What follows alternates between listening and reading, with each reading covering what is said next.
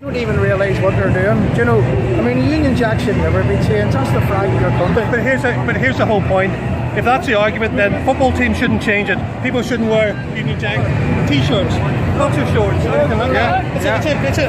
been launched with the Parades Commission to have an official protest against Pride. Good man.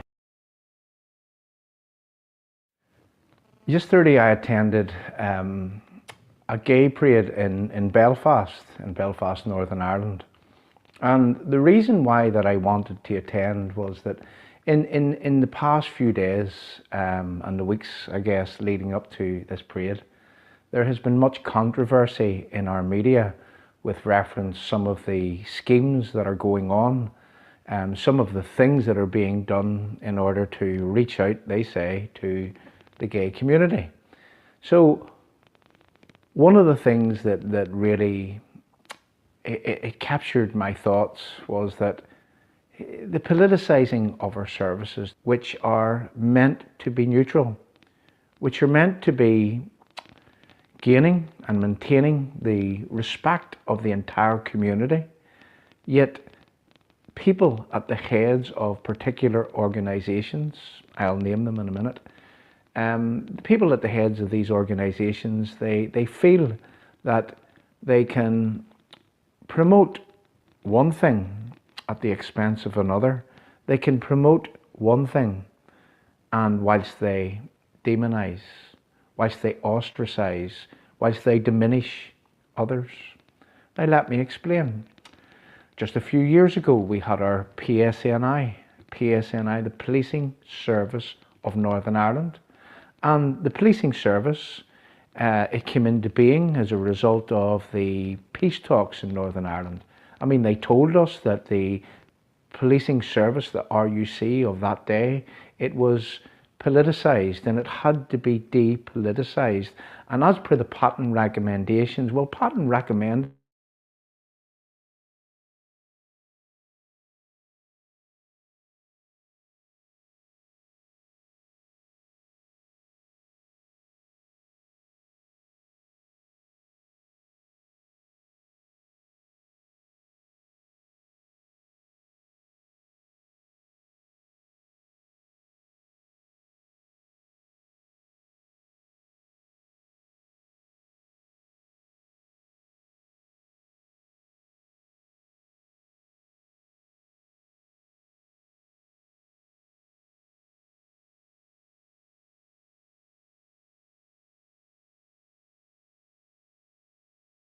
in a totally unbiased way, and it won't treat anyone different. Everybody should be subject to and equal under the same law and the same ground rules.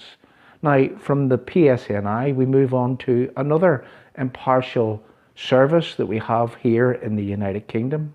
They call that service the BBC, the public broadcaster. This is a service that we pay for using licensing fees and with our taxes through government input.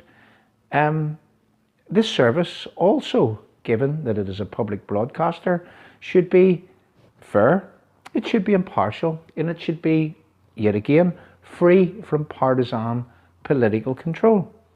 It should be capable, and I'll say it again, of gaining and maintaining the respect of the entire community. That's right, leaving no one out and ostracising absolutely no one. And when you think about how that impartiality would be delivered, well, there's only one way to do that. And you do that by focusing on, for example, if you're a public broadcaster, you focus on reporting the news, for example, in a balanced way,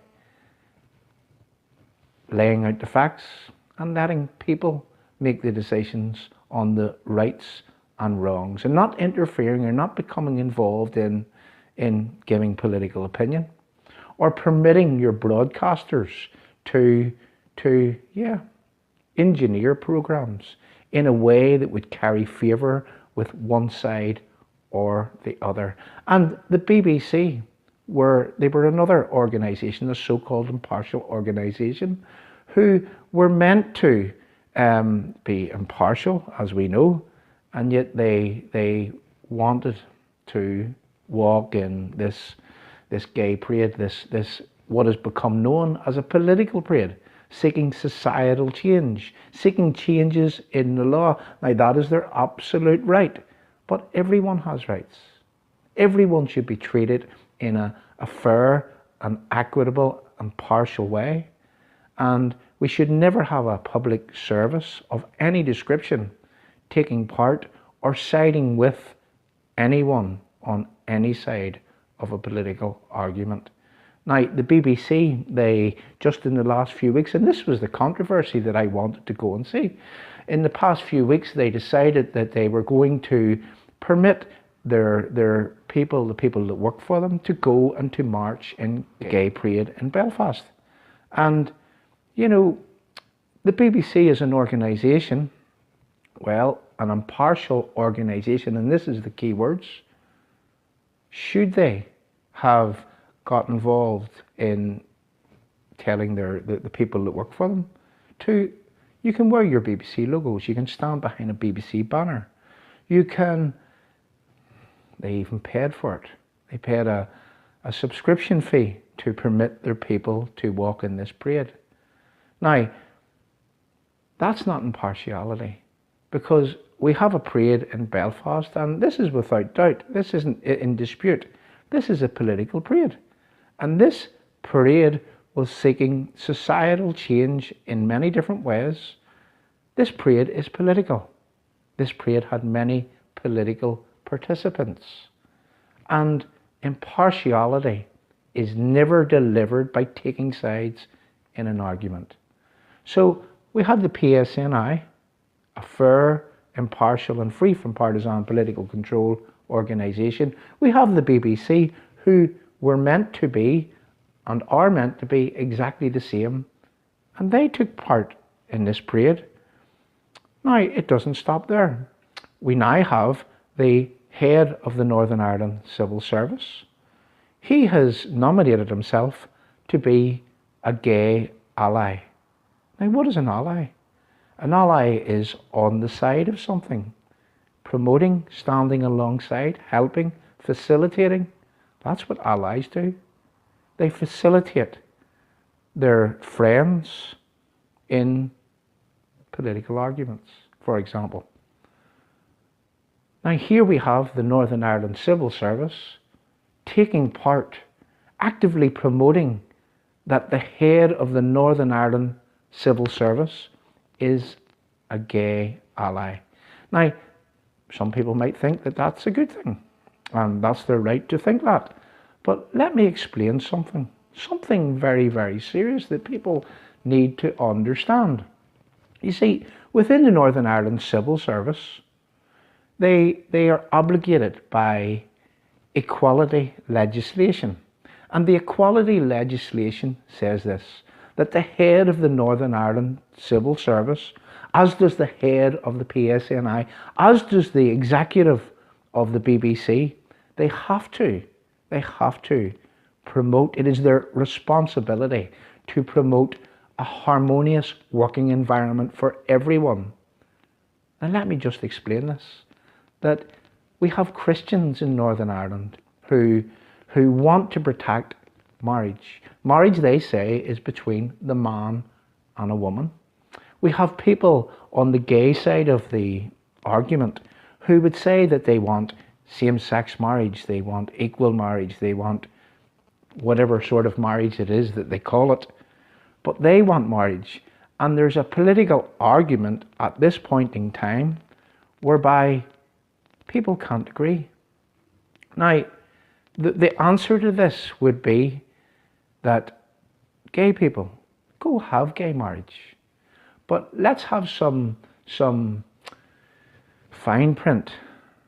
Let's have some ground rules installed that would ensure that it's not stage and post politics that these people are involved in, and that the next stage of their onslaught would be that they would attempt to force churches to marry them on the grounds of discrimination, because we've seen it before, and only a fool would put their hand in the fire again and again and again.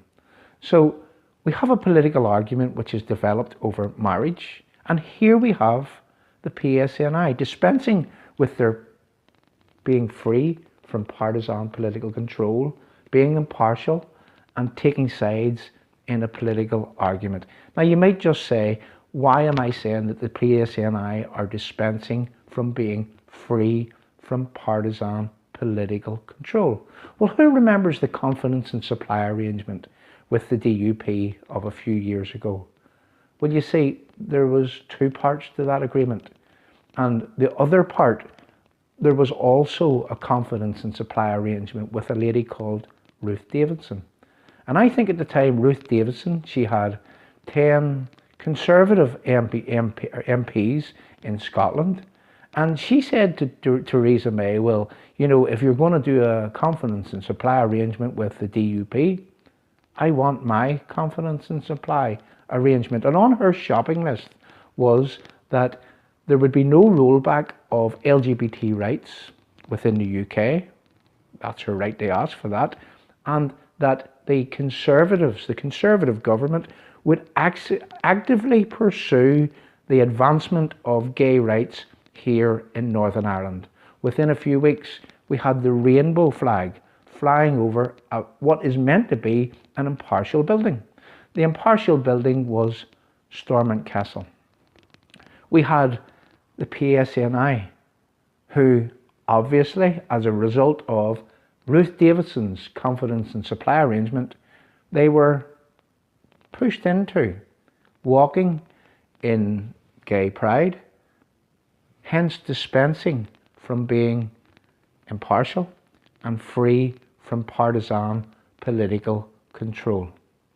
So this is why I went to Gay Pride a few days ago, to see the controversy for myself, to see this so-called public broadcaster dispensing with their impartiality, bold as brass, carrying their BBC banner, wearing their BBC t-shirts, having the fee to walk in the parade paid by licence payers' money, and yet the chief executive of the BBC, he tries to tell us blatantly, as bold as brass, that they're not walking as a corporate, they're not walking as part of the BBC, they are doing it on their own bat. What sort of idiots do these people think that we are? What do they think? Enough of that. So, whilst I was on this parade, I have to say, the controversy wasn't the BBC. The controversy wasn't the PSNI. The controversy wasn't the extreme men pretending that they were women, walking around in the most fine clothes that a woman could ever wear. It wasn't those extreme elements that was the most extreme. What was the most extreme within that parade was toddling along was the Ulster Unionist Party. The party of Carson, the party of one of the founding fathers of unionism, the party that should be furthering what Carson had set up, protecting what Carson had set up, standing up for the union and protecting and teaching about and enhancing the union flag. I see these people coming along with our union flag, having been redesigned in rainbow colours, representing gay pride. Now, for one moment, let me explain something. I met a man in London last year, and this man, he was from Iran. Now, he lived in London, and he had become highly westernized. He told me a lot about the regime in Iran and how oppressive that it is, and how it is that they actually detest, they are jealous of what it is that we have here in the United Kingdom, a sense of normality, a sense of freedom, the freedoms that our forefathers fought for, died for, and won in order that we could have a life free from totalitarianism, free from any form of aggression from anyone, in order that we could live in a free society. This man told me that, he said, John, I see English people, I see British people, great patriotic people who think that they're British and they think that they're the most British people in the world. And I see them cleaning their feet on Union Jack mats, getting into their homes. I see them wearing shorts, Union Jack shorts. And, you know, he says that a flag of a country should never be treated in that way. A flag of a country, in most countries, it would be a criminal offence to treat your flag like that. A flag of a country should be respected. A flag of a country should have a history which everyone knows about. A flag of a country, that history should be taught to our young people. And it is the sense of pride that we would have towards that flag that needs to be respected, needs not to be defaced, and needs not to be defiled by anyone.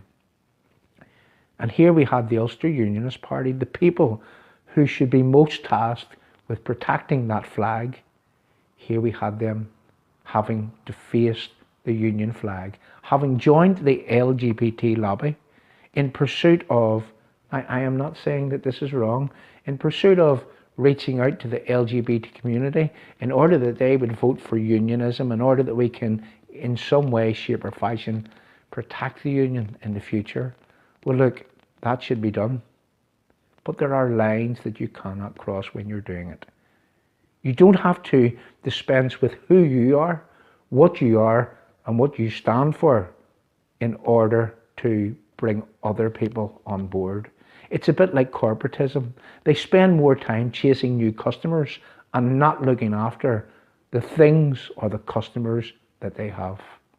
And that, therein lies the problem. Therein lies the exact reason why the Conservative Party are in turmoil today. Because they have brought into their party a broad church. And when it comes to decision time, everyone is pulling in different directions. So unionism, particularly the Ulster Unionist Party, they have lost their way. They have lost the plot. They need to roll back, or they are going to be a party of history. They will be finished. They're almost there, and they're slowly but surely chipping away at themselves. So have a thought and spare a thought for the fact that there's not only LGBT people in this world. When you're reaching out to LGBT people, what you've got to do is you've got to think about others within society. In a diverse society, diversity means that everybody is included. If you want a society which is based upon respect and fairness and equality, that equality, fairness and respect has to be for everyone. And you know, we really need to look at things in a way that whenever we have contentious issues, that we lay out bare everybody's problems and we build a solution based upon not the wants of people, but the needs of society. They don't even realise what they're doing. Do you know, I mean, Union Jack should never be changed. That's the flag of your country. But here's the whole point. If that's the argument, then football teams shouldn't change it. People shouldn't wear Union Jack t-shirts, boxer shorts. It's Will you be launched with the Parades Commission to have an official protest against Pride? Good man.